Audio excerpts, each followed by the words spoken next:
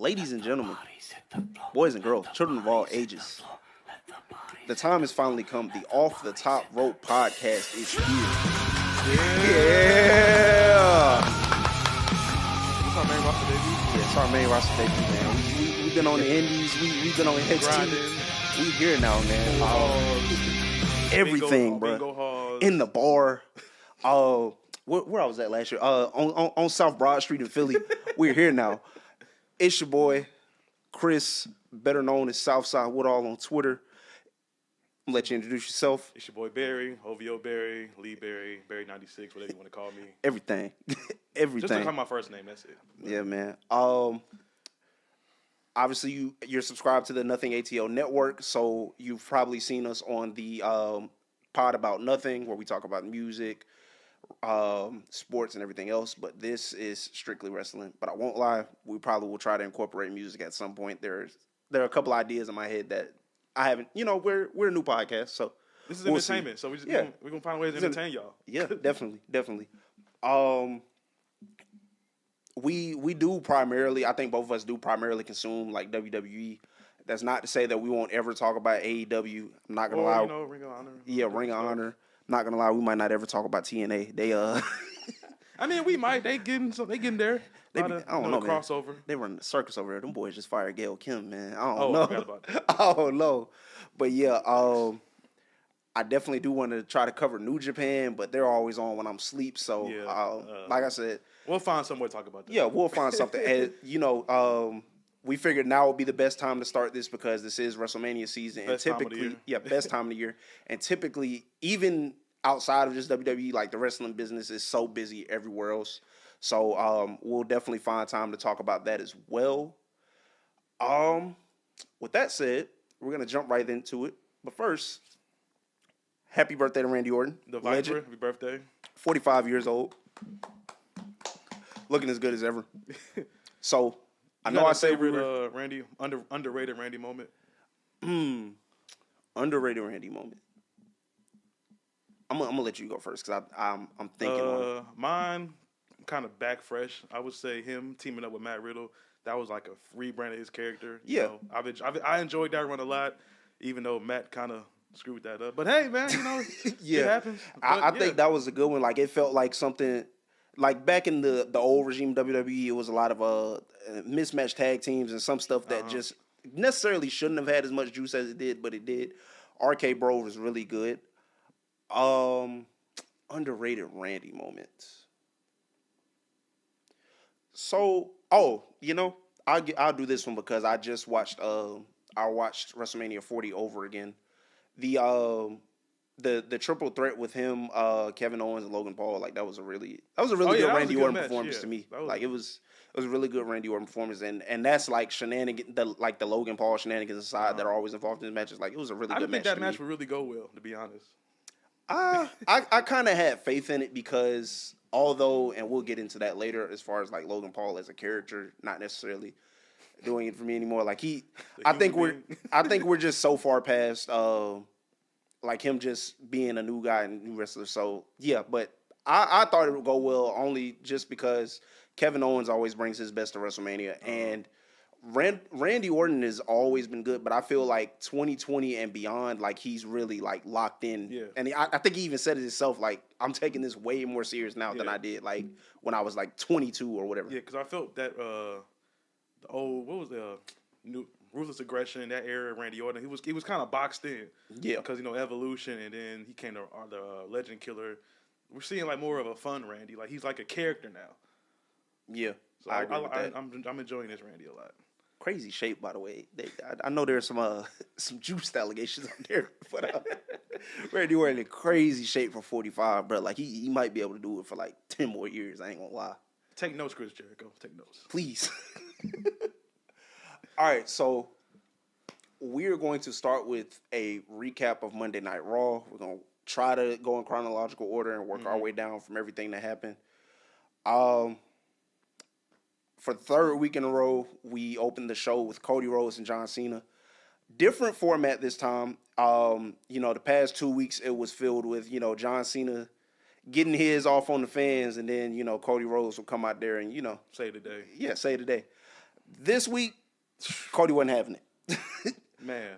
Cody brought it to his doorstep this week, and I'm gonna let you go because I wanted to start this pod by doing like a little icebreaker between me and you, so people know who we are, but the wrestling guy just threw us an alley-oop. Man. So thank you, because this was a generational promo battle that you had two guys who know how to work the mic, and they just delivered that.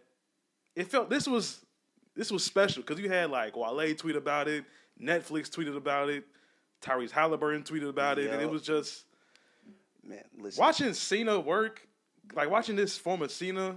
Because backstory, we never got like a heel Cena, and we never got this type of Cena where he's like this bad guy and he's coming back at the fans. It's like this was just special. And then Cody Rhodes, the new people's champ, as we could say that, and then it was just special. Like maybe a top promo battle we've ever seen in our lifetime. I don't know. Maybe that's speaking it, but that was just great. Just watching two guys just throw haymakers at each other. Haymakers, dog. Listen, man. I've been I have been on the Cody Rhodes train probably since he came back at WrestleMania 38. You have been. You are a Cody crybaby. That's crazy. But I'm not gonna act like I fully followed the journey while he was gone from WWE. I saw bits and pieces. I saw what he did with AEW. I saw what he was doing on the Ring of Honor circuit, but I wasn't following fully. But when he came back, I was so invested. Like I think, and I'm a lifelong John Cena fan, but I think I have become more invested with Cody Rhodes than I ever have been with John Cena at any point in my life. And like John Cena is my favorite wrestler of all time. That's surprising. I say that to say, from WrestleMania 38 to like WrestleMania 40, I've never seen someone so obviously be the guy in a company. Like, and it's not forced upon you. It's not shoved down your throat. It's not people rejecting him and then people finally coming around. Mm-hmm. Like, he is so obviously the guy. And I love seeing him continue to succeed because everybody swears that, oh, the fans are going to turn on him. Oh, he's going to fail. Cody Rhodes, in the past year and a half, 2 years, has gone band for band on the microphone with the following: The Rock, CM Punk, John Cena. Those are arguably three of the most talented and best talkers in the business. They're the Mount Rushmore of pro. Yeah, like they might. Guys. Yeah, they very well may be that. And very seldom do you see anyone get the best of any of them in a promo.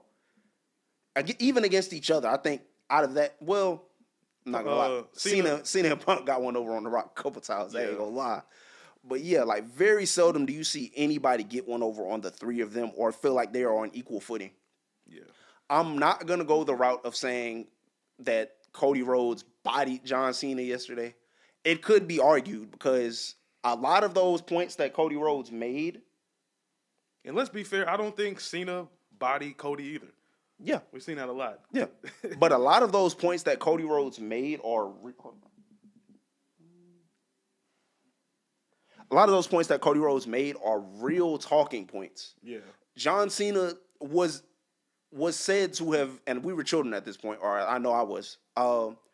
John Cena was said to have driven people away from wrestling because of his style and because the company forced him to the top. John Cena was said to have not been able to wrestle, which I don't believe, but those are things people actually said about John Cena in his prime, bro. So all of those things that was said about John Cena from Cody Rhodes were not just like something to get you buzzing. Like that was from a very real place. And wrestling is best when you are coming from a real place. And again, like while I think they both stood on equal footing, I think John Cena got some good points in too.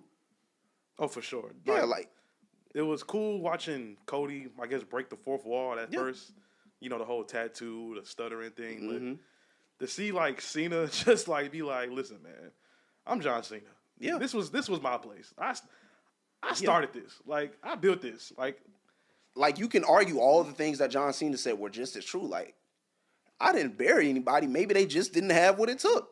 Which could be. Like, could be fair, you know? I don't know, man. It was a lot. To me, it was, That's obviously the better segment of the maybe the 3 weeks we've gotten from them. That was undoubtedly the best segment. I have like the very first week where John Cena came out and just like ran down on that kid as like the second best. Mm-hmm. And then last week was just cool, but I don't think it accomplished much of anything. But other than, Cena saying, "Hey, I'm gonna take the title home and retire with it." Like, I mean, granted, that is you know what I mean. Mm-hmm.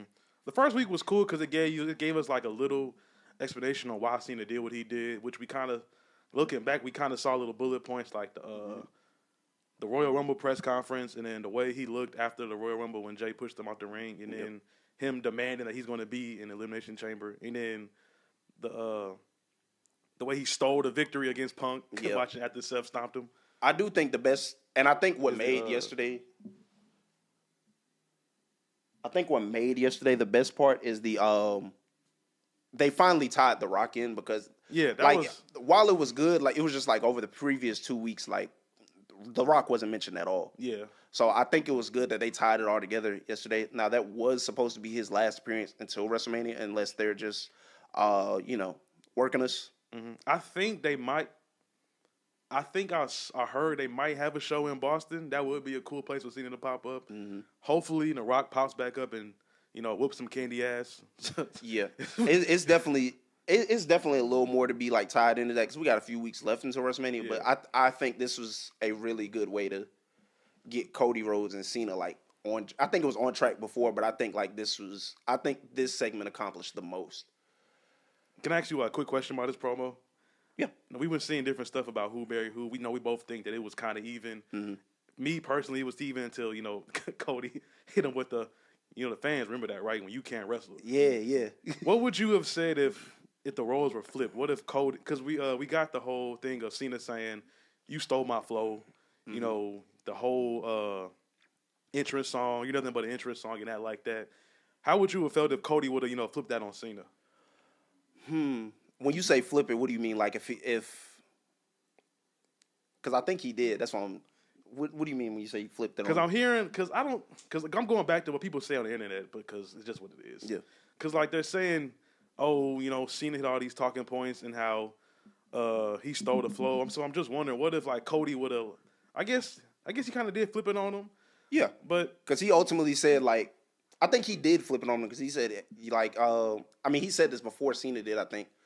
But he was like, you were built by a billionaire who we don't talk about anymore, which if you've been living under a rock, it's Vince McMahon. And let me just say, I love watching Vince McMahon get buried every chance I get.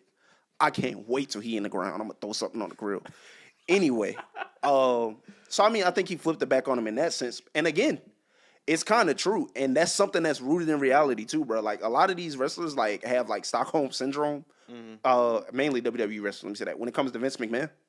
So, he kind of did flip it on him. Like, ultimately, he is a Vince creation. Like, although he may have come up with the John Cena may have come up with the John Cena gimmick by himself, you are ultimately a Vince creation. The machine had to get behind you. Cody was always, after he left WWE, he was always the American Nightmare on the Indies. Like, he was always that. He just happened to get back to WWE, and the machine got behind him. But he was that on the Indies. He was that in AEW. So, I don't know. We can jump into the next point, or the next thing on Raw. Was that New Day? Or you want to get into Jay? Oh, I want to get into Big Ring General, brother. Oh, pause. Listen, bro.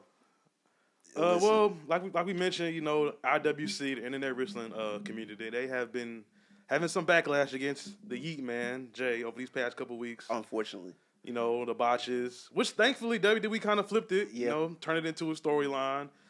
Jay losing motivation in himself because he maybe has been on the internet.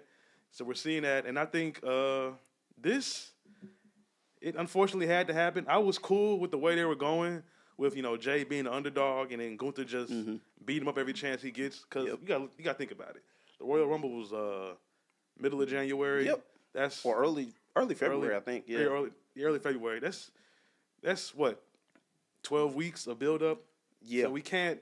You got to do something. So we got to keep it fresh. So as you see, people on the internet can talk, but no matter what when you turn on the TV, the yeet is going crazy. Like you can't run from it. I've been in an arena. I think we've been multiple times. We've been there 2 or 3 times when like before the yeet movement popped off, which was like SummerSlam, like 2022, when people were still in the crowd doing this, but it wasn't a whole thing. And then we went in January, insane. So I will say this: I understand why people are, I guess, apprehensive towards the fact that Jey Uso will probably inevitably win the championship. And that's because every time you've shown him against Gunther, like, he's lost. Mm-hmm. But crazy builder, by the way. Yeah. So shout out to Hunter for that. But I think the main issue people have with it, and probably people would be less mad about it, you shouldn't have put Jey Uso against Gunther on Saturday night's main event. Just because I know you wanted to have Gunther defend the title on the show. Mm-hmm. But you probably should have gone a different direction, because at this point, like, Jey is 0-3, and like, people weren't invested until Big Jim got involved, and that is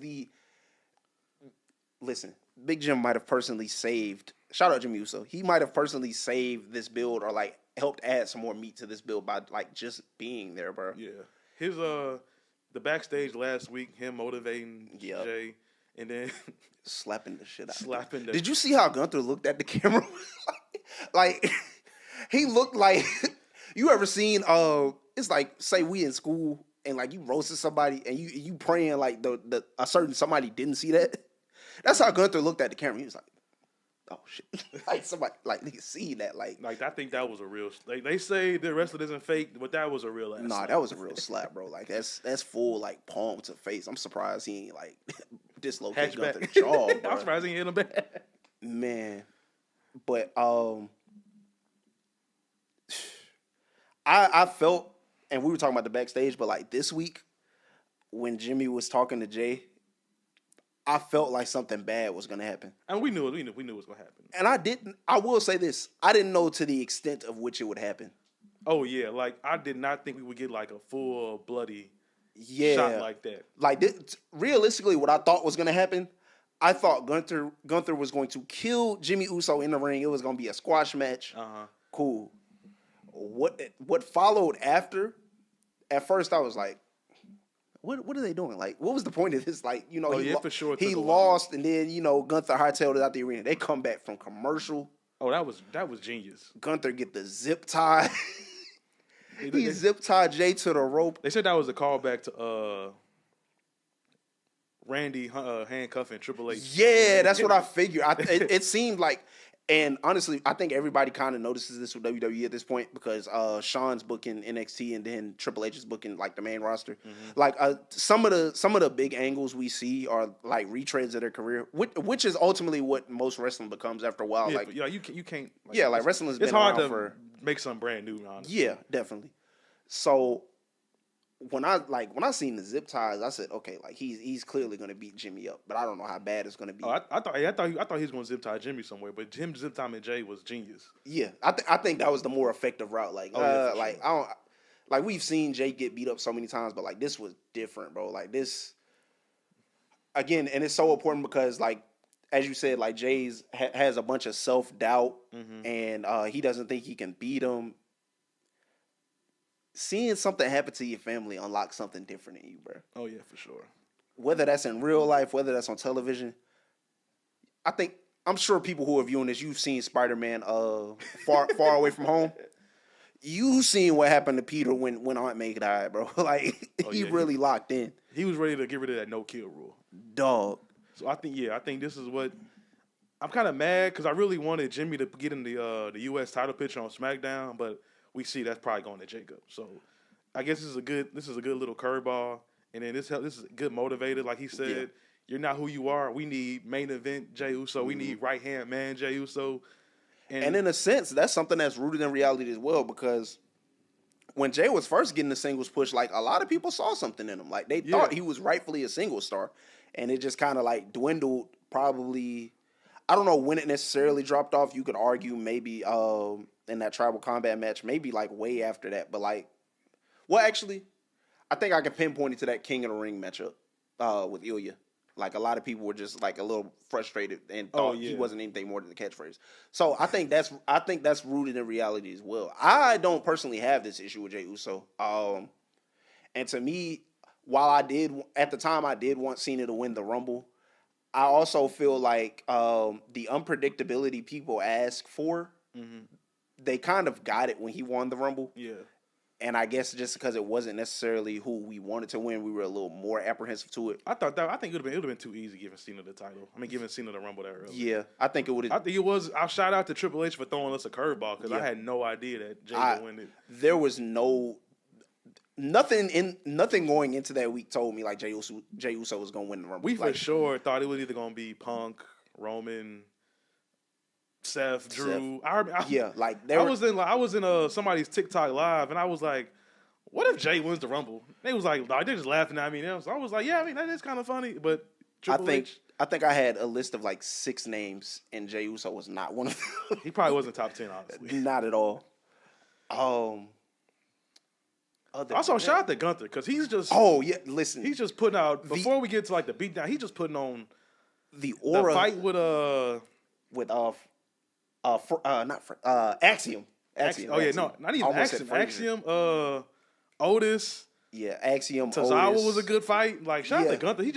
He just wants to wrestle and just. I was about to say, and that's folks. And I think that's what like was taken away from some of the aura from him as well. Like ultimately, like it's some wrestlers on the WWE roster you don't have to like make do too much, bro. Like you just gotta let them wrestle. Like to me, Gunther is one of the best wrestlers in the world, and all you have to do is let him wrestle and showcase that. And he honestly just loves the sport, as he says. Yeah, legitimately, bro. I think the ring general is a character to a certain degree, but I think he really loves wrestling. And I've like seen Gunther interviews and read Gunther interviews. Like he really loves wrestling, so you just have to let him wrestle. Like even him on like the LFG clips, he's like, man, he's putting on game. And that's so funny. He's. You want to talk about stuff being a retread? Gunther is absolutely a Triple H guy. You ever seen that episode of Triple H on Tough Enough? He was like, he was on there. He was like, we're on the road like 300 something days a year. Where's your wife? Don't know. Gunther went on there. He said, nobody cares if you're going to try your hard. This isn't personal. It's business. He loves the sport. No. No. Then he stood there in Undertaker's face and said, like, bro, like you her coach, bro. Like, why? Why bro, don't you're going? Yeah, like why don't she know like what's going on? That's the Undertaker. That is That is like the man of man. Like that is the greatest character of all time. And you're just being like, bro, listen, get your shit together. You know what happens to people who speak to Mark, or what used to happen to people that speak to Mark Calloway like that? You would get released, man, and never come back. We in a different era for sure, bro. Because that's crazy. But yeah, I think a lot of his aura was restored between the great matches they put on with Axiom, with Otis, and Tozawa, and then the visual, bro, the visual of him wiping Jimmy's blood on him. Didn't he like eat it or lick it or kiss it or whatever he did? It was evil. He licked the blood off his fingers, and he had that shit smathered all over him, bro, holding the championship. Listen. Hey man! Hey, shout out Big Jim for running the blade, bro. Shout out to Big Jim. I was like, I forgot about. I was like, there's no way a belt can do that much damage. But hey, man, we the new era, man. You got to do what you got to do. Oh yeah, I'm excited. You know, this. I'm not expecting it to be a 5-star classic. I'm expecting some good spots. Like the match, really, the Jimmy and Gunther match really wasn't. It was a decent TV match. Yeah. I mean the 2 to 3 times I've seen them, like it's been good. Like I think Saturday night's main event was probably the worst of them, but I think I'll say I think when it comes down to it, I think Jey Uso can deliver me a good match. Now I don't know what'll happen. We don't really need like a 30-minute classic. Like just give us like a good maybe like minutes. 12 to 15, 15 minutes. Now I lost my train of thought. Yeah, I lost my train of thought on that one. I ain't gonna lie. I'm excited because. You can say whatever you want to say, but come April 19th or April 20th, 70,000 people yeeting the emotions. It's going to go crazy. Because the visual at the Royal Rumble was nuts. Oh, yeah. So just imagine. And I'm kind of foreshadowing something. Hopefully, Gunther laying some whoop ass on Jimmy leads to either a Gunther Roman feud, a Gunther Jacob feud, a Gunther Solo feud, which would feed the streets. Man, it's so many people I want to see Gunther against, bro. It's so many people. With that, we can segue into the New Day and the surprise return of New Catch Republic. Great addition to the Raw Tag Team division. Oh, for sure. Honestly, when they brought Tyler Bate back, I wasn't sure what direction they'd take him because, Pete Dunne had been doing his own thing while he was out. Then fooling with Ludwig. Yeah, Ludwig, Penta, all that. Which he was putting Sheamus on at one point. Yeah, he was putting on some good matches as well. Yeah, I honestly thought Pete would be like in the Intercontinental title hunt. Like I've followed him a little bit. In the like WWE UK run, I've always thought like he'd be a good singles wrestler. Maybe not the main event, but like definitely like upper mid-card. He just needs like a little bit of character work. The bruise, he got like luckily the bruiserweight is back. It's just so many guys ahead of him, unfortunately, but he can for sure give us a good US or Intercontinental title run once they come up with the draft later this year. Yep. But segueing into the New Day, I made a tweet yesterday before they even won the match. I didn't know they were going to win. To be honest, I didn't expect them to win. I didn't either. Granted, I don't think they've been losing a whole lot since they've turned. But it's just like they felt kind of directionless. To me, it felt like when they turned on Big E, the plan was Big E would be back sometime between because that happened in like December, maybe. Yeah, December I think. December, January. To me, it felt like the plan will ultimately be. Big E would come back and cost them somewhere. Yeah, and set them straight or something. That didn't happen. So, like, from there, it was just like the LWO stuff was good at first because, obviously. We love Dragon Lee. We love Dragon Lee. We love Rey Mysterio. Rey Mysterio as the locker room leader at his age is obviously something very believable. So, I thought that was good. But, like, once you realize, like, nothing was necessarily coming of it, it was kind of, it felt like they were back to square one. It felt like they were doing the same thing that I guess Babyface New Day was doing before the 10-year reunion. But I mean, after the tag team match, I do feel that it's gonna push them in the right direction. I don't know if at this stage they can afford to like lose that match because again, as I said, after that turn, everything has just been kind of. Like, to me, that is one of the better heel turns I've ever seen that didn't involve physicality or, like, anything like that. Emotions. Yeah, like, everybody loves a New Day. Yeah, like, people, especially since the New Day is an act that, like, it wasn't supposed to work, but they made it work. And, like, they became arguably, like, one of the greatest factions of all time. Really one of the top 5 WWE tag teams of all time. Yeah, definitely. So, I'm hoping that they do win because while I do like the Viking Raiders, like I said, I don't know if at this point after all that's going on between the turn and like where we're at now, like I don't know if a loss necessarily helps them. Like I don't know if we necessarily need to believe in them anymore if nothing comes from it. Like to me they should have gone after the tag team titles like a long time ago.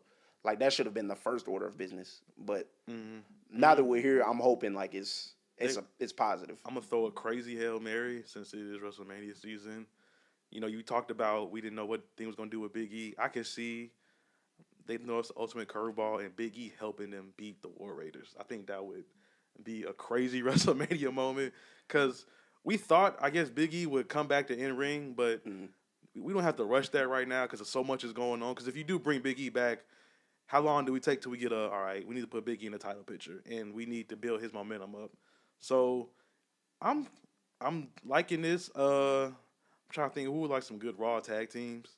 Is it really any? I mean, yeah, it's a solid division, but I think New Catch Republic was a good re-edition.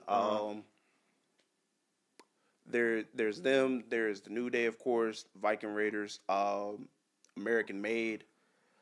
I guess you can consider Otis and Tozawa as they are a tag team, but they don't necessarily get the same opportunities that every other tag team gets. A-Town Down Under, which we're still waiting on that turn one day, but another day. So yeah, I'm looking forward to this. You're waiting. I'm not. I'm over it. Hey, listen. I'm a big Austin Theory believer in a time where it is not cool to be, but me too, because we see like the different stuff. He seems like he's a good, like him and Grayson are good wrestlers. It's just, I don't know what it is. They just either they need to do it or just because that would have been a good WrestleMania match, Waller versus Theory. Like that would have been a good. I think it would have just been something like good to just like put on, calm little like they do stars like 3.2 something like that. Yeah, that would have been a good. This is what the future. This is where the future is headed. So we don't know with that, but yeah, I'm looking forward to this because War Raiders they can go. Yeah. So I'm looking forward. New Day they put on some classics. You could say you hate the character work and they're goofy and the nerdy stuff, but when the bell rings, they feed the streets. When the bell rings, they feed the streets. So we can segue from that. Well, from that into Braun Breaker. And I want to pose the question. I want to pose the question because we talk about this on the other podcast. And we talk about LeBron. Like LeBron might be Captain America. Braun Breaker might be Captain America, bro. Oh yeah, like he's a freak. He's crazy, bro. Like it's some people you can tell wrestling is in their jeans, bro. Wrestling is in his jeans for real. Like jeans, underwear, t-shirts, whatever. He just got it. Man, he's crazy. Watching a guy that physique move and then dog. I never they say it on commentary all the time, and I don't know if people get tired of it, like how he runs the ropes at like 21 miles per hour. Was that 23 miles per hour, and you watch it and you're just like, no, like he's really doing that. Yeah. Like they're not making it up. He's really doing that. I seen the old clip the other day when he almost like hurt his neck. Yeah, like he almost broke his neck running that fast, bro. He probably. A normal human probably would have broke his neck, but the way his structure is, he probably broke the rope and not his neck. That nigga is a Steiner, bro. That is not a normal. And it's more of them coming he got a cousin in college though. Oh yeah, he looks like Derrick Henry. Listen, that Steiner Cousins tag team is gonna feed the streets, bro. Oh yeah, for sure it is. Hey, y'all better hope Braun Breaker world champion before that boy get into WWE, because if not, that Steiner Cousins tag team is gonna be crazy. But on the topic of Braun Breaker, it seems like they are going the multi-man route, which they are for a lot of matches for WrestleMania, but in particular for the IC title. Not mad at it because it's so much talent on this roster that you got to showcase everybody. We're tired. I think everybody got tired of the battle royals. Yeah, because they really went nowhere. You just get a trophy and that's it. I will say I was a little disappointed.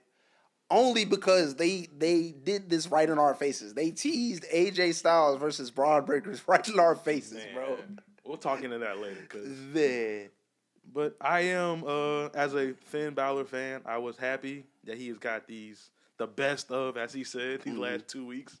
Looks like we're going to get a 4-man match with Braun, Penta, Finn, and Dom. Yeah. Funny how they're doing this Judgment Day stuff. I'm not gonna lie, it's working for me. I'm sorry. Carlito's hilarious. No, Carlito's hilarious. Aside from that one slip up he had, but yeah, other than that, Carlito's hilarious. The shade between Raquel and Finn and Liv, and honestly, I think it's time. It's time we give Dirty Dom his moment. And so let me ask you this with the Judgment Day, because this is what maybe third or fourth iteration of the group. Once this happens, it's really over, right? I don't think we need to see I don't think we need to see another version of the Judgment Day, to tell you the truth. I think you've taken this far. I personally think you've taken as far as you can go. Unfortunately, speaking of back, I've going to the crowds and going to these live shows, going from the internet saying they hate the Judgment Day and this everything, but going to the crowds and seeing how much we really hated them was such a fun experience. Yeah. And then booing Dom was a top 5, top 10 wrestling experience for me going to these live crowds.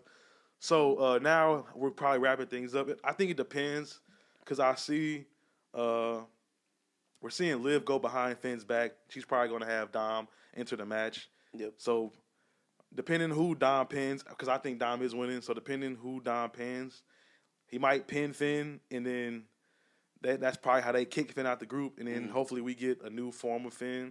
Then from there, JD has to come back. Yep. Which is another tag team in the division, technically, by the way.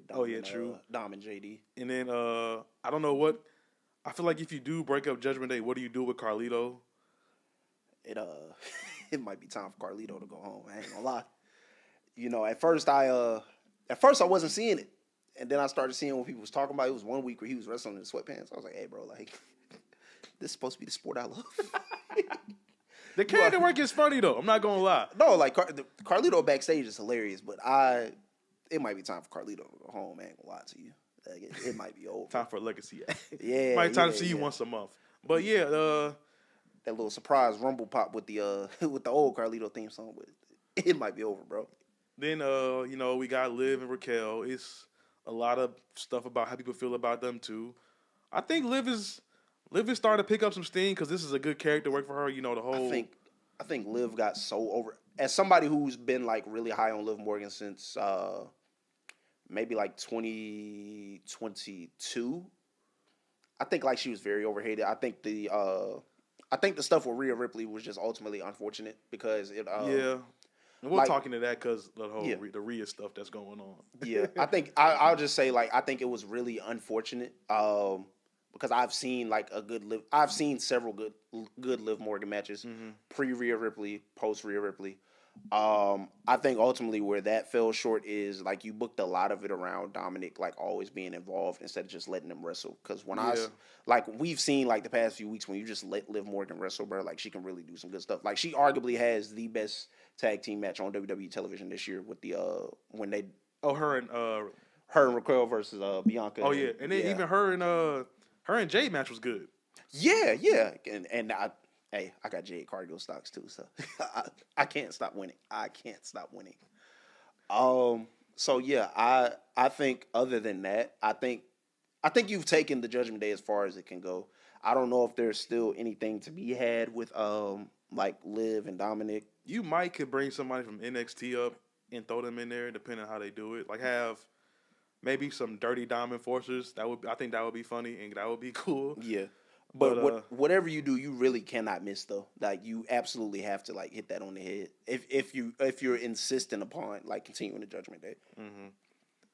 Mm-hmm. We can move into the arguably right. Well, not even arguably. That's the rightful main event to me. I ain't gonna lie to you. Rhea. Bianca Belair. God bless Bianca Belair. God bless Bianca Belair. God bless. Best, greatest referee of all time. Like, don't talk to me about Charles Robinson. Don't talk to me about Mike Chioda. Bianca Belair is the best referee of all time, and in this essay, I will. But yeah, man. Killer match from Io and Rhea as always. Starts off a little slow as always, but like ultimately picks up and becomes some of the greatest shit you've ever seen. Hey man, shout out to Io. She might be. I have seen you say this. Nobody can really provide any bad argument. She might be the best wrestler. Yeah, in the world. Not in just WWE. Not even women. Not just women in the world, bro. Banger after banger after banger after banger. She saved War Games last year. Yep. Like she just goes. The emotion. I like this emotion she gets now. Mm-hmm. Like when what match was it? When she lost one match and she looked so sad that she wasn't going to WrestleMania. Oh, that's the one that Rhea ended up costing her that led to. Yeah, that. Like the emotion that we got from her now is incredible. Shout out to Io, man. Listen, I tweeted this out like a while ago because like the internet wrestling community tends to like think people are buried just because of one loss or that they're not like taken care of. I said, hey, if it's one person you don't ever, and I mean ever, have to worry about under Triple H's regime, bro. Oh yeah, it's Io Sky, bro. Like it's really all three of them. Really all three. It's really all three of them. But like more than anyone, Io Sky, bro. Like she's locked in. Like her spot is like solidified. And I don't think there'll ever be a full calendar year where she goes like without being a champion of some kind. Oh yeah. So right. Yeah. I personally do think this is the main event, or it should have been the main event. We'll obviously get into that later because we're going to talk about fixing SmackDown, and that's somehow a part of it. But anyway, like I don't know how you could see two of the Rhea and Io matches in the past like month or so, and not realize like, hey, like once you incorporate Bianca Belair, and it's like we got something special. And what's going to happen is they're going to be in a situation where, well, it didn't necessarily bite them the last two WrestleManias. Because I remember at WrestleMania 39, like Rhea and Charlotte was really good. Like to the point, you could argue it would have been the main event if one, the story of the Bloodline versus KO and Sammy wasn't so good, and two, if that match wasn't so good. Last year, you could also argue the same thing with Bayley and EO, but really again, storyline was good, and also like the storyline was probably top 5 in the company ever. With Cody Rhodes trying to finish the story. Oh yeah. And then also like the match was like, it wasn't the best you've ever seen, but like that last 5 minutes was probably the go home stretch. Yeah, like the go home stretch was probably the like best 5 minutes of WrestleMania and wrestling in general that you've ever seen. Yeah, that going back to 40. Was that 40? Which one was 39? With Charlotte and Rhea. Yep. That might have been one of like the greatest women's matches of all time. Yeah. Yeah. I saw a discourse about that too. Like people were mad. Like it might not be, but like it might have been more of a Charlotte thing than But I mean, I'm not mad at people for thinking that because like as someone who was there for it, like it was insane. Especially if the rumors are true that they were supposed to have X amount of time, and they ended up and like they said, Charlotte just said, "Hey, like we not going for that. We take it like 20, 30, whatever." Way to use the nepo baby. Yeah, that's how you're supposed to use it. But again, we'll get into that later. So yeah, I don't know how you could see that and not think it's supposed to be the main event of night 1 because we know what night 2 is. But yeah, I don't know how you could see that and not think it's supposed to be the main event. Unfortunately, you just got 3 of the big dogs, man. Like no pun intended. Like Punk, Roman, Seth. I'm really mad because Bianca might be Miss WrestleMania, and she arguably listen. I think like earlier, I saw you tweeted. You can't dispute it too much because she might be the best women's wrestler ever. And when it's all said and done, because she's not even 10 years in, and she just produces greatness. Yeah, and the emotion she has when she wrestles.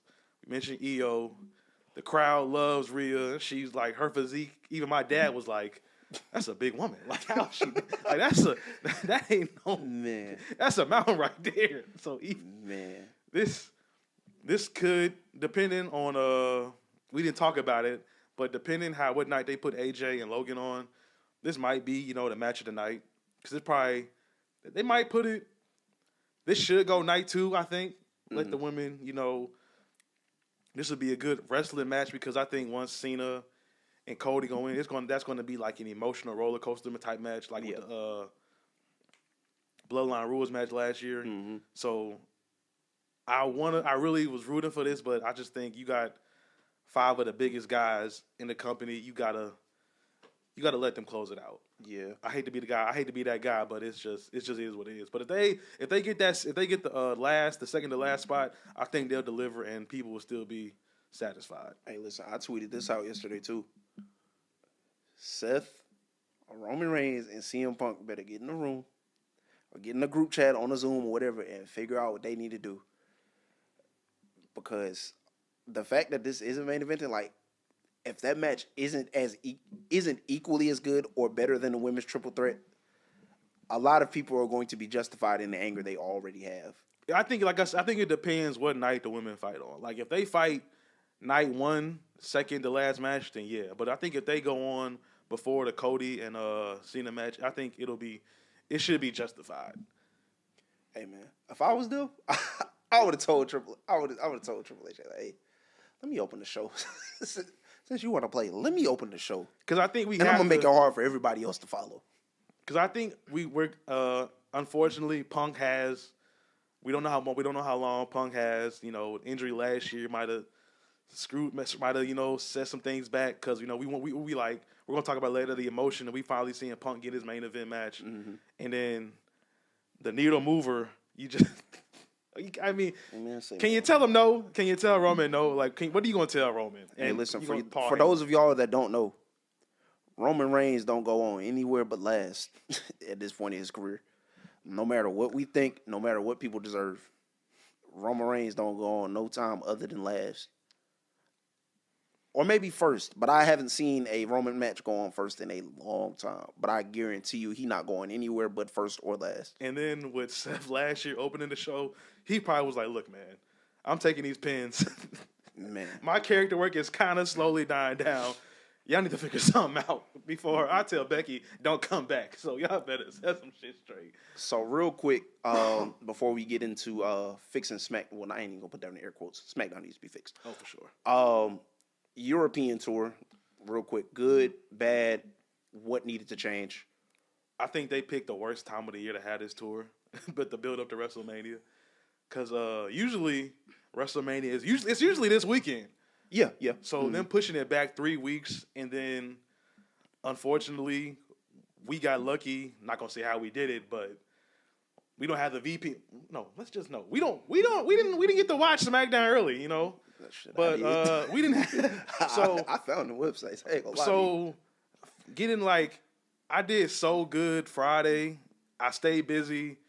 I think I got on Twitter at 7:50. Mm-hmm. I saw everything. I said, God damn, man. That go my next 3 hours of Friday night. What am I going to do? But I still watched it. So, yes, I think this was the worst time to have the European tour before Mania. Because like you said, you had, like earlier, there's 3 weeks of Cena and Cody. You had to give them something over there. Because, we barely got, I think Punk made every show. I think Seth missed last night. I think we only got Roman once. That, and then pushing, and then elephant in the room. They're not fucking with our girl, man, which kind of upset me. Oh yeah, man. That the way they treated Bianca Belair overseas, like hurt. And not even Bianca, like Selena got a bad pop. Yeah. I wasn't too mad at the Street Profits because Pretty Deadly, they're from over there. Yeah. And then the Kaden, Katana and Kaden, that match. Oh yeah. That didn't get. But you got to get them on TV more too. That's for sure. The thing is, when you don't have certain people on TV, like some people just don't know how to react. Even if we know they're good, like the mass majority doesn't know how to react. Obviously, for the most part, the crowds of a European tour are. I'm not gonna lie. They were hyped. They did the thing. The Cody Rhodes and the Roman Reigns. That was cool. It did delay some of the stuff like we saw last night. It kind of forced AJ to good 5-second delay, which ends up coming back to haunt you. Yep.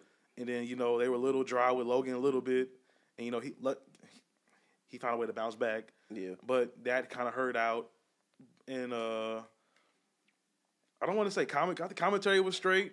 I would say, but yeah, I think this was just the worst time. The crowd was hype. I think we don't go back there for another while, which is good. Mm-hmm. We'll talk about that later because I got some opinions on Backlash. Okay. Being in St. Louis, we'll see how that goes. But yeah. I think for the most part, I don't want to say this was a bad time to do it, but and some people pointed it out. Like sometimes it feels like with these crowds, they'll phone it in a little bit because like like that crowd just wants WWE to be in their city, and that's ultimately what it is. So I don't feel like we got ironically, I think the last 2 shows in London, so SmackDown this past week and then Raw, are like the best 2 shows we've gotten on this European tour. Like everything was kind of inconsistent, and the Raw in Brussels was pretty good, but is London where Cena announced his retirement? I thought. Toronto. But he did say he wanted to. Okay, he did say he wanted to be back in the O2 before the year was over. So he got to do that yesterday. Okay. Yeah. I think ultimately it was just the fact of like sometimes they phoned it in. We didn't get the best quality television we could. Like that Raw yesterday was like that's how Raw's been before. Yeah, they got that's how Raw was before they went overseas, and that's like that's the booking. Like I guess people are more so used to like when they've been watching. So, segueing into that, or from that, fixing SmackDown. Damn you, Road Dogg. I'm not. I love Road Dogg. In hindsight, I'm not mad because I think Netflix put so much money into Raw. You kind of had to dial SmackDown a little bit. If it was me, personally, I would bring back the Bloodline storyline to SmackDown because we saw that a couple years ago. They would take up a good 30 minutes of SmackDown for 2 hours. Sometimes unintentional, but yeah. So I think SmackDown needs they need the storyline that makes you want to tune in. So I don't know how long. I don't know if Punk, Roman, and stuff are going to stay on SmackDown. Hopefully they do these next couple weeks. Mm-hmm. So that'll be a good storyline because you can just give us 30 minutes of that each week, and I think it'll be satisfying. You'll get 30 like that cuts the show down to 2.5 hours, like how Raw is. Mm-hmm. So you cut that down 2.5 hours. You give us good tag team. You give us good quality tag team matches. Drew and Damian. Mm-hmm. That's starting to build up some more. I think that's one of the better built WrestleMania things going on. Yeah, I'm looking forward to that because I think Damian works better with bigger talent like himself. Yeah, and that Clash was really good. Like it was I thought it was a really good match. We finally got the Street Profits tag team champs. We've been waiting on that for a while. Up and down stuff with Tiffany and Charlotte. Mm-hmm. Unfortunately, they had to kind of throw a little curveball because Tiffany was supposed to be the heel, but unfortunately, Charlotte, the way she is, and I don't want to say the way she is, but the way her character is. Mm-hmm. Are they really gonna do this? We got NXT on the background. They circling Trick Williams in the ring. Because there have been allegations that there it is. Okay, he's not the leader. He got beat up. That's all it took. That's all. They got him by his hands and feet. He is not the leader of that group. They finna powerbomb. Oh my God. All right, hey, thank you, HBK. You saw that? There goes that. So yeah, brother read them online room. He said, "All right, bet." All right, I got some for y'all. Yeah. So outside of like the obvious like story lines on SmackDown, not necessarily hidden. Well, no, I would say Naomi and Jade. That's hidden. That's one of the best. So them, Priest and Drew McIntyre are like two of the. And I will say, I think the stuff going on with Bloodline 2.0 is pretty good. Like, Jacob is the cracks in the foundation, and Jacob might be eventually one of the most guys in Man, that guy's. I'm never not amazed. I'm never not amazed by Braun Breaker, and I'm never not amazed by Jacob Fatu. That's going to feed the streets. Yeah. So outside of those, one of the most obvious fixes to SmackDown is and everybody's been saying this, please let Andrade wrestle, bro. Oh yeah, for sure. Did you catch the backstage segment with him and Yeah, and it didn't air on TV. That's what's crazy. I wonder how they're gonna do that. Like we said, they be on the Twitter feed. Yeah. We got Ray Phoenix coming next week. Which is it's a much needed shot in the arm for SmackDown. Him and Malachi Black, we don't. It's probably more than likely Malachi Black. Yeah. Oh no, it's him. I saw the silhouette. It's definitely him. I really hope we don't get the Latino takeover of putting all of them. Yeah, no, don't. We're so far past them putting them all in the LWO and all. Or not even the LWO, just all of them in this. Well, that would be a banger. I just hope I hope it's not too obvious. Of these are all Latino guys, and you're putting them in the same ring together. Because it'll go. Like, Andrade could go. Angel can go. Garza. I'm drawing a blank on their names. Angel and Humberto. Humberto can go. Yeah. So I think, like I said, the Ray Phoenix thing is a much needed shot in the arm for SmackDown as far as the mid card. Because, like I said, it's just some people who should be wrestling. They're just not wrestling. Yeah, Carmelo Hayes should be wrestling. Oh, yeah, like Carmelo. He should be wrestling way more than what he is. Like him and Andrade gave us like the greatest seven games since the 20 matches. Since like 2016 Cavs Warriors. That was the greatest. 7 matches did not become United States champion.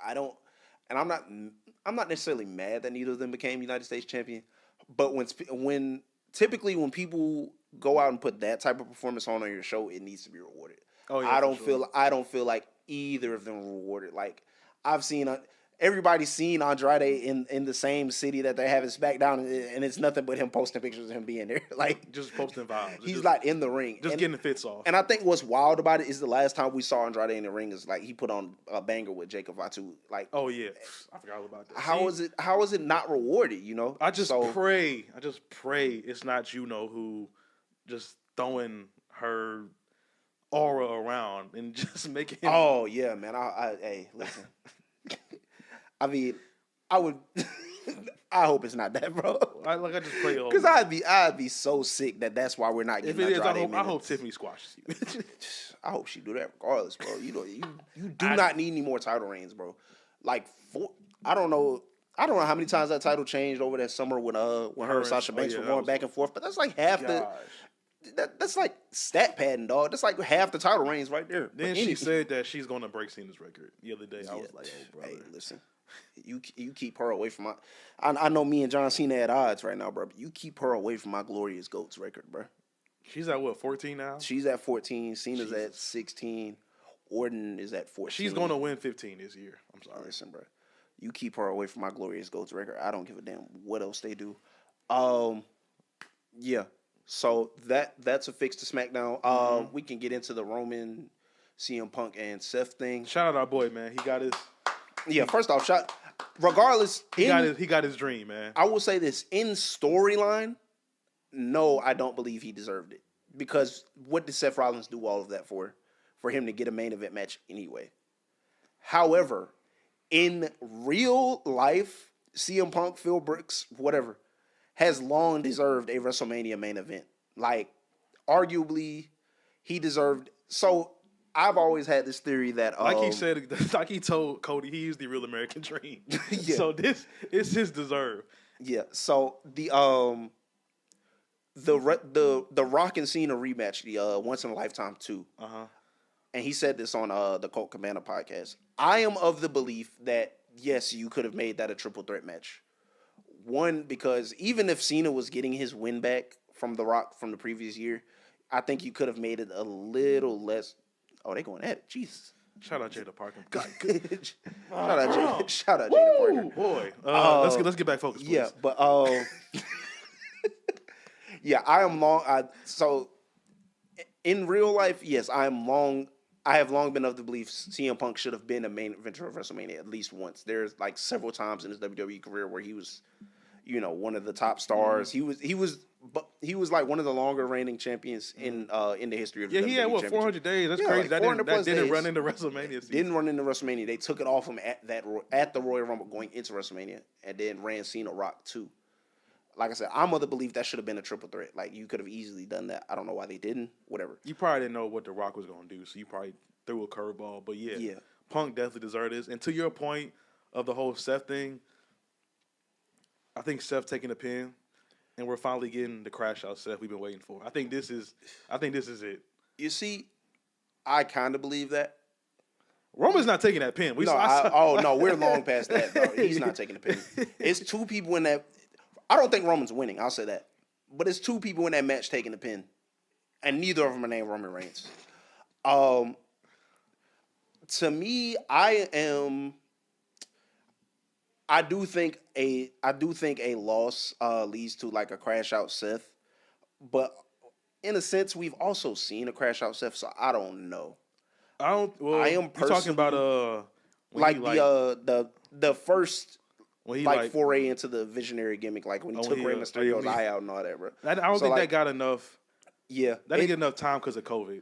Yeah, that's valid. I don't think so. Because he took Rey out. He took Rey eye out after the Becky announcement, and that was during COVID. But see, I think it's time for a new Seth character change. It could be, but at the same time, I am also like, I don't know how you move forward from this if you let him lose this match. And I say this because, one,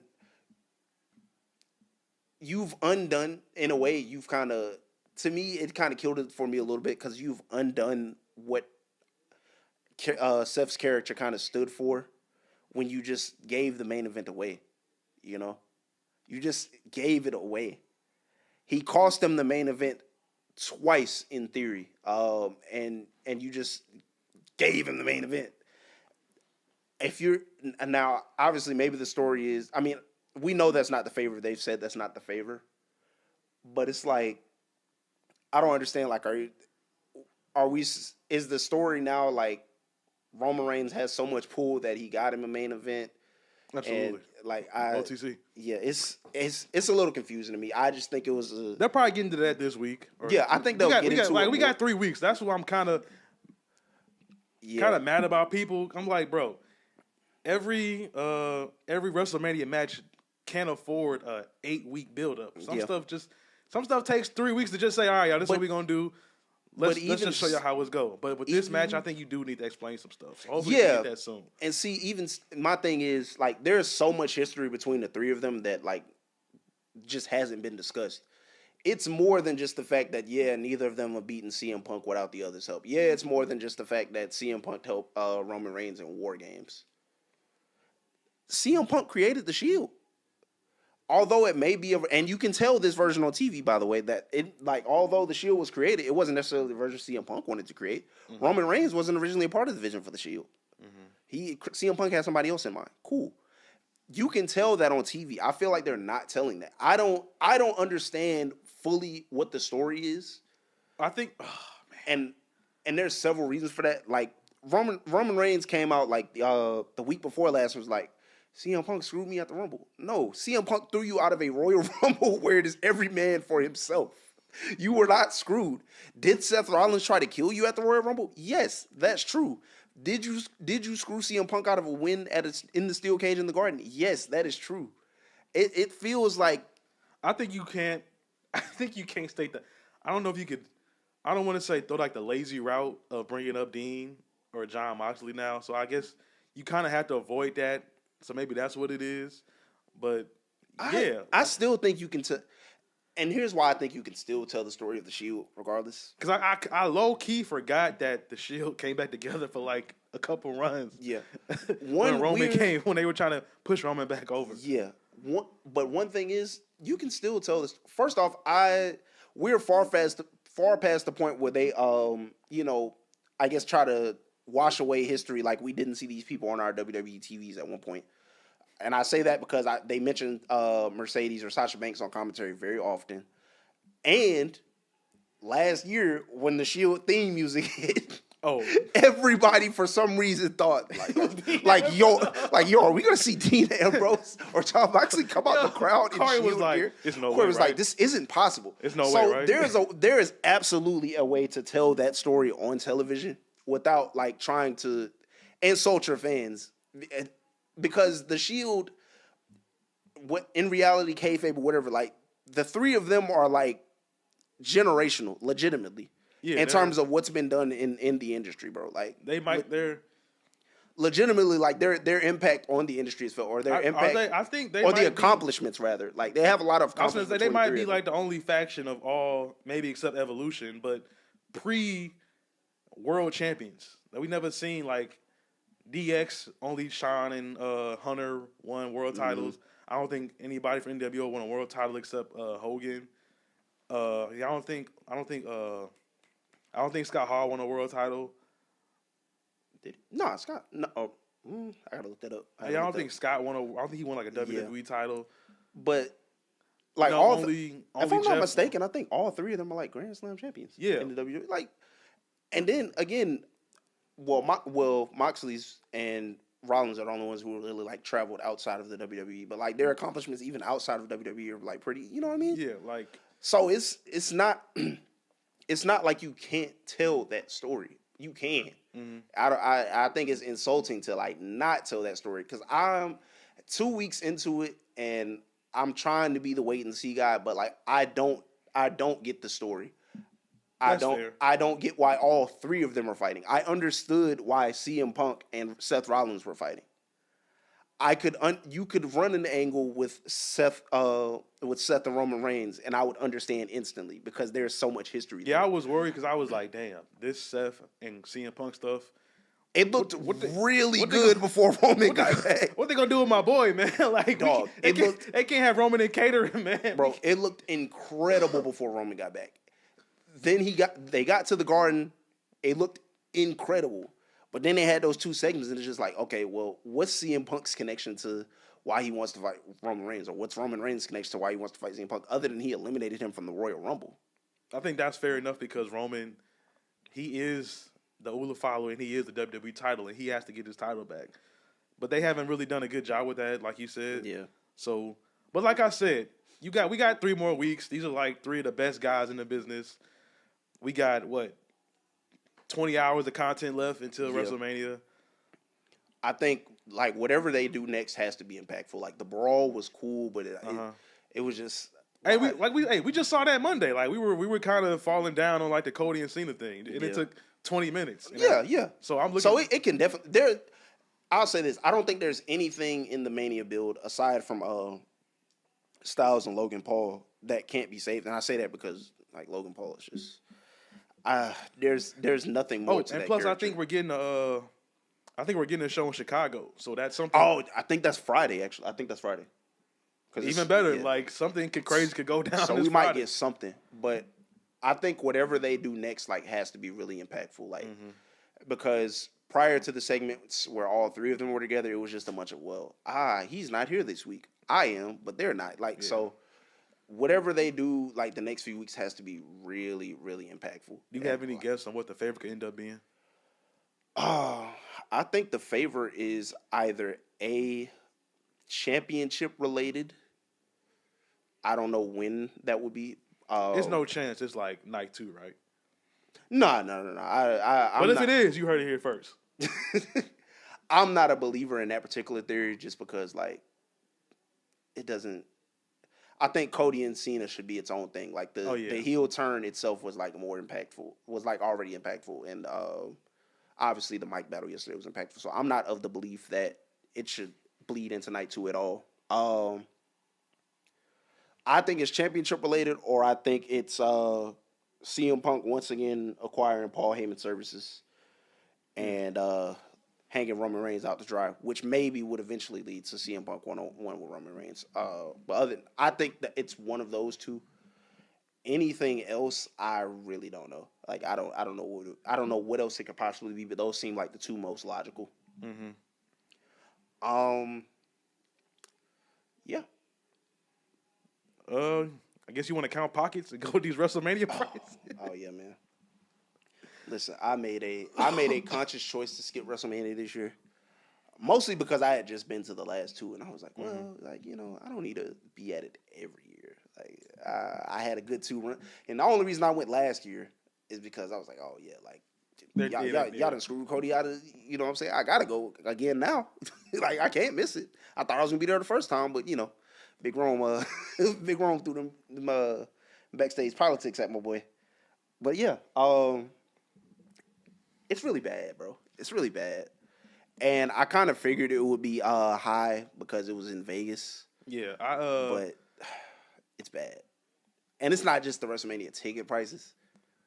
It's everything else surrounding WrestleMania. Oh yeah, I went to Summer League. What was that, 3 years ago? I think I paid like maybe $800 for my hotel and flight for 4 days, which is amazing now looking back at it. Yeah. Which is now, I think that is like the price of WrestleMania. Yeah. And then a nosebleed at that. And then I think we're seeing this a lot everywhere. Like, we talked about it on the show last week with like the movie theaters. Like, we might see like $30 movie tickets coming up in a couple months. And in the way they're doing wrestling, like, it's entertainment. Like, we saw, they're showing all these celebrities. They're trying to bring new fans in. Even like when we go to sporting events and concerts, we're paying an arm and a leg for shit. Yeah. And like, this is the Super Bowl of wrestling, and then I think you're pushing the hardcore fans out. Yeah, which I don't like that across any sport. Like, you should never, and I vent about this a lot around playoff time. Like, especially for people who have season tickets or are constantly around, you don't want to price them out. Like, in football and basketball, like, as the rounds go on, the playoff seats get more expensive, and I just don't fully understand that. Why are you pricing out the people who have season tickets, who come and root for your team night after night, just like with WWE? Like, why are you pricing out someone who probably works hard all year to try to go to WrestleMania, but also watches your weekly program and keeps up all that, and you're ultimately pricing them out? Like, I think it's really stupid. Like I said, I knew it would be somewhat expensive because it was in Vegas, but when I looked and saw that a nosebleed was $700, bro, I said, oh, there's no way. I'm not, for those who know me, and Barry knows me very well, they call me classist in my friend group. I'm not somebody who goes to any event, whether that's a concert, whether that's a WWE event, whatever. I do not go just to say I was there. I do not go to sit up there and look at the Jumbotron and be like, oh, well, I was here. I'm there with Sting. Yeah, like, I go, I sit in the sub 100s. If I can afford it, I sit in the floors. Like, I like to be able to be immersed in the experience. I like to feel it. I like to be all of that. I don't like to just look at the screen. So the fact that you were charging $800 for someone to look at a nosebleed, be in the nosebleeds and look at I think Allegiant Stadium has a Halo board or whatever. They might charge them to look at the screen. It's insane. And for reference, the past 2 WrestleManias, I have paid, and this isn't in total, but like each, I think I've paid for 2 nights. I think it was like $1,100 after taxes, which was okay to me because that's you've secured my seats for 2 nights, and it's WrestleMania. Yeah, it's in different cities. So it's last year was in Philly, the year before was in California. I found places that are a little more local, a little closer to the stadium, not directly in the city. So like hotels and flights were like cheap. But like this is egregious, bro. And then you got to think about not only that, the stuff that's going on after WrestleMania. They got WrestleMania After Dark. Oh yeah, all the events. They got the roast of WrestleMania, which is a terrible idea, by the way. Don't know why they're doing it. What else? I mean, and even the other stuff like the WWE Superstore, WWE World meet and greets are like $200 or $300. Like it's insane. Yeah, I want to go to. I really want to go to New York for the Fanatic stuff, and I'm like, damn, I gotta. Dog, it's bad. It's bad. Like, don't get me wrong. Like, wrestling is back in the mainstream, but like, prices are crazy, bro. Don't price out your fans. And I think I don't know if they'll realize that at one point because they say it on TV all the time, like, oh, highest gate, and like fans cheer for it. So I don't know. I think they're ultimately going to see how far they can go, and I don't know if this is a WWE issue or if it's a TKO issue because they own WWE, but it's bad. It's bad. Well, oh wait, I gotta wait for us to close. So remember earlier I said we were going to incorporate music. So since it's Randy Orton's birthday, we're going to do it with Randy Orton today. We're going to imagine Randy Orton as an album. I don't know where this is going. You're going to give me a 4-track Randy Orton album with his best matches. Oh wow. I'm gonna have to go Randy Seth, WrestleMania, was it 31? Okay. Dang. I'm not like the callback wrestling guy, like the match guy. Sometimes I really have to like go back and watch stuff, and some stuff is just like really favorites. ingrained. I'll throw in the Randy versus Cena. Was that the TLC ladder match? TLC in 2015. Yeah, 2015. Okay. Like they brought everybody in. Dang. I'm trying to think.